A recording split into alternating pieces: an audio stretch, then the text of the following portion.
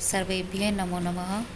आज हम संस्कृत में धातु क्रिया अर्थात जो धातु होती है, संस्कृत में जो धातुएं होती हैं वही क्रिया कहलाती हैं और क्रिया का मूल रूप ही धातु कहलाता है। तो जैसे कि हमारा लट लकार है, तो लिट लकार को भविष्यत काल के लिए प्रयोग किया जाता है।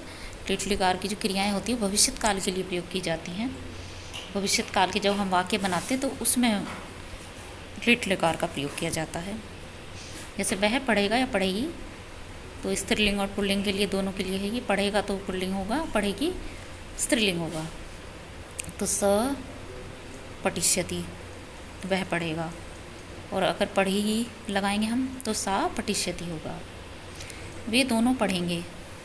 तो दो के लिए जब हम किसी और के लिए बात करते हैं, किसी मतलब कोई और होगा उसमें जो जिसको हम कहेंगे कि वे दोनों पढ़ेंगे, तो संस्कृत में होगा तौ पठिष्यतः। अब हम कहेंगे कि वे सब पढ़ेंगे।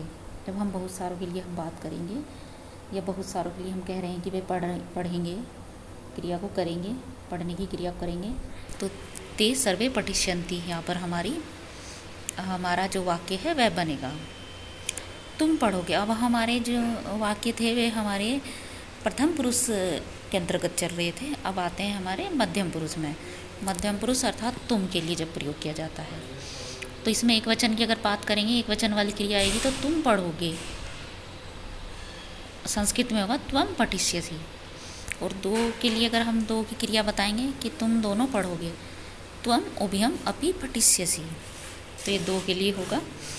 और अगर हम सब के लिए बात करेंगे कि तुम सब पढ़ोगे, भवन्तः सर्वाणि पठिष्यन्ति। अब आती है उत्तम पुरुष, अर्थात जब हम अपनी बात करते हैं, अगर अपनी हम बात करें एक वचन में, तो मैं पढ़ूँगा अहम पठिष्यामि, या मैं पढ़ूँगी अहम पठिष्यामि ही यहाँ पर वाक्य बनेगा। हम दोनों पढ़ेंगे, वयम द्वय पठिष्यामि।